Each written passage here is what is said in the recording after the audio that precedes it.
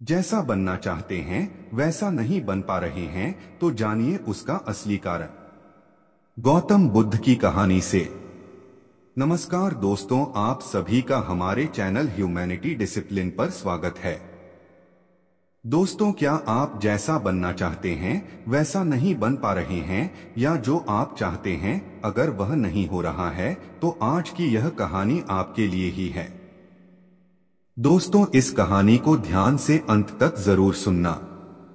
दोस्तों, अगर आप इस कहानी को अंत तक ध्यान से सुनते हैं तो आपको इस कहानी से कुछ ऐसा सीखने को मिलने वाला है जो आपको आपकी लाइफ में बहुत काम आने वाला है, इसलिए इस कहानी को अंत तक अवश्य सुनें। लाइफ चेंजिंग गौतम बुद्धा की कहानी। दोस्तों, आज आपके पास जो कुछ भी है वो इसीलिए नहीं है कि आपकी किस्मत में इतना ही लिखा था या फिर आपकी किस्मत ही खराब है, बल्कि वो इसीलिए है क्योंकि आप इतना ही डिजर्व करते हैं। दोस्तों, ये प्रकृति बड़ी ही न्यायप्रिय है, ये उसे उतना ही देती है जितने का वह हकदार होता है, चाहे वो ज्ञान हो या धन। अभी आपके पास उतना ही है जितने की आप हकदार है, लेकिन अगर आपको इससे भी ज्यादा चाहिए तो आपको उसके काबिल बनना होगा। दोस्तों, ऐसा कौन सा गुण है जो आपको काबिल बनाता है? क्या आप उस गुण के बारे में जानना चाहते हैं? अगर आप जानना चाहते हैं तो आप गौतम बुद्ध के जीवन की इस कहानी को अंत तक ध्यान से जरूर से सुनें। दोस्तों, इस कहानी को सिर्फ समझेगा मत, बल्कि इस कहानी को अपने भीतर उतर जाने दीजिए।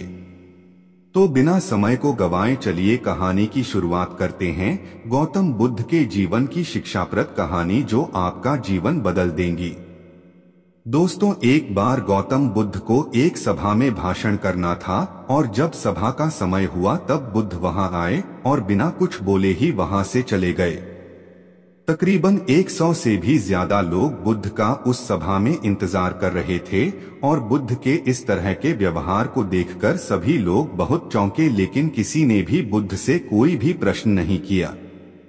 दोस्तों, अगले दिन फिर से सभा का आयोजन हुआ और दूसरे दिन सभा में लोगों की संख्या तकरीबन घट गई। इस बार तकरीबन 80 लोग सभा में बैठे हुए थे। बुद्ध सभा में आए, लेकिन इस बार भी बुद्ध ने वही किया, यानी बुद्ध इस बार भी आए और बिना कुछ बोले ही वहां से चले गए। लोग दोबारा से चौंके, लेकिन किसी ने भी बुद्ध से कोई प्रश्न नहीं किया। अगले दिन सभा का आयोजन फिर से किया, लेकिन इस बार सभा में लोगों की संख्या और घट गई।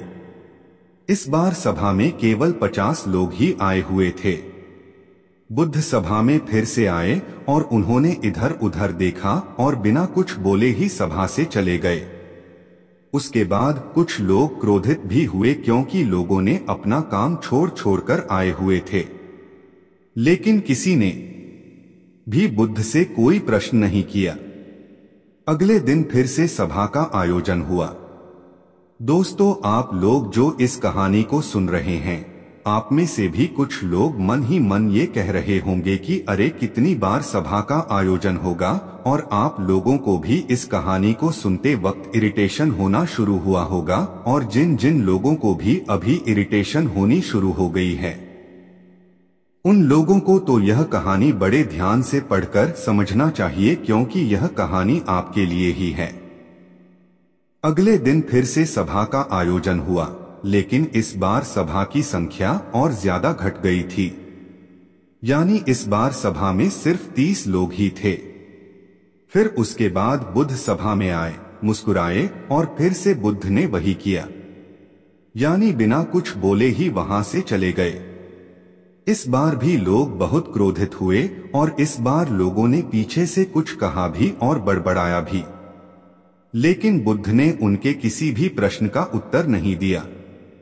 दोस्तों, अगले दिन फिर से सभा का आयोजन हुआ और इस बार लोगों की संख्या बहुत ज्यादा घट गई थी, यानी इस बार सभा में कुल मिलाकर 15 लोग ही आए हुए थे। इस बार भी बुद्ध सभा में आए, लेकिन इस बार बुद्ध अपना आसन ग्रहण कर लेते हैं। फिर बुद्ध बोले और बुद्ध ने उन 15 लोगों को उपदेश दिया और वे 15 लोग ही बुद्ध के भिक्षु बन गए और आगे चलकर उन 15 लोगों ने ही बुद्ध के ज्ञान को अलग अलग दिशाओं में फैला दिया। फिर एक दिन बुद्ध से किसी ने पूछा कि बुद्ध, आप कई दिनों तक बिना बोले कि सभा से क्यों चले जाते थे? फिर बुद्ध कहते हैं कि मैं उन लोगों को खोज रहा था जो लायक थे। यानी कि पहले दिन 100 से भी ज्यादा लोग आए हुए थे। उसमें से ज्यादातर लोग सिर्फ आए हुए थे, उन्हें मेरे उपदेश से कोई भी मतलब नहीं था। वे बस आ गए थे और उसमें से ज्यादातर लोग सिर्फ देखने और सुनने आए हुए थे कि सभा में क्या होता है। वे मेरे काम के लोग नहीं थे, क्योंकि वे लोग मेरे ज्ञान को औरों तक नहीं पहुंचा सकते थे। मुझे तो उन लोगों की खोज थी जो मेरे ज्ञान को जन जन तक पहुंचा सके। कई दिनों तक सभा से बिना बोले ही मैं इसीलिए चला गया क्योंकि मैं यह देखना चाहता था कि वे कौन लोग हैं जिनके भीतर वास्तव में प्यास है। जिन लोगों के भीतर में वास्तव में प्यास थी वे लोग अंत तक जरूर रुके, और जो लोग बस ऐसे ही आ गए थे वे लोग पहले या दूसरे दिन ही चले गए। जिनके भीतर धैर्य था उन्हें मुक्ति का मार्ग भी मिला, और जो लोग जल्दबाजी में थे वे लोग अब घर में बैठे हुए हैं। सवाल यह नहीं है कि मैं तुम्हें क्या दे सकता हूं, बल्कि सवाल यह है कि तुम क्या ले सकते हो। तुम्हारा पात्र कितना बड़ा है और कितने के तुम हकदार हो। जितने के तुम हकदार हो उससे ज्यादा तुम्हें नहीं मिलेगा। फिर वह व्यक्ति बुद्ध से पूछता है कि बुद्ध लायक कैसे बने।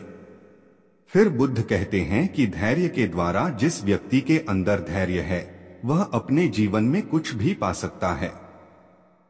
सभा में जितने भी लोग आए हुए थे और उसमें से अंत तक वही रुके जिनके अंदर धैर्य था। चाहे तुम्हारे जीवन में तुम्हारा लक्ष्य जो कुछ भी हो, लेकिन तुम बिना धैर्य के सफलता के चरम तक नहीं पहुंच सकते। फिर वह व्यक्ति बुद्ध से पूछता है कि कोई व्यक्ति अपने भीतर के धैर्य को कैसे बढ़ाए।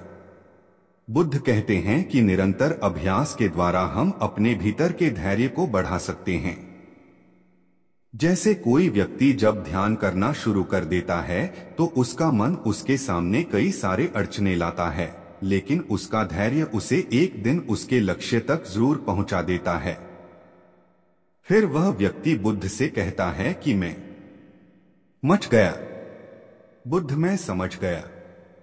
यानी मुझे धैर्य के साथ निरंतर अभ्यास करने की आवश्यकता है। दोस्तों, अब आपको समझ आ गया कि आपके पास वो क्यों नहीं है जो आप पाना चाहते हैं, क्योंकि आप उसके लायक नहीं हैं। आप लायक तभी बनेंगे जब आप अपने भीतर धैर्य को बढ़ाएंगे। और धैर्य कैसे बढ़ेगा? धैर्य बढ़ेगा निरंतर अभ्यास के द्वारा। और अभ्यास कौन करेगा? अभ्यास करेंगे आप, तो फिर करते क्यों नहीं? दोस्तों, खुद से ईमानदारी के साथ एक प्रश्न जरूर पूछिए कि जो आप भविष्य में बनना चाहते हैं उसके लिए क्या आप धैर्य के साथ कर्म कर रहे हैं। दोस्तों, अगर उसका उत्तर नहीं है तो अपनी असफलता के लिए जिम्मेदार आप खुद होंगे। दोस्तों, आज की गौतम बुद्ध की शिक्षाप्रद कहानी आपको पसंद आई होंगी तो नीचे कमेंट बॉक्स में जरूर लिखें, और उसके साथ ही इस कहानी को अपने दोस्तों के साथ शेयर करना ना भूलें। अगर आपको हमारी वीडियो अच्छी लगती है तो प्लीज हमारी चैनल ह्यूमैनिटी डिसिप्लिन को सब्सक्राइब करें, और हमारी वीडियो पर लाइक कमेंट करें, और हमारी वीडियो को शेयर जरूर से करें।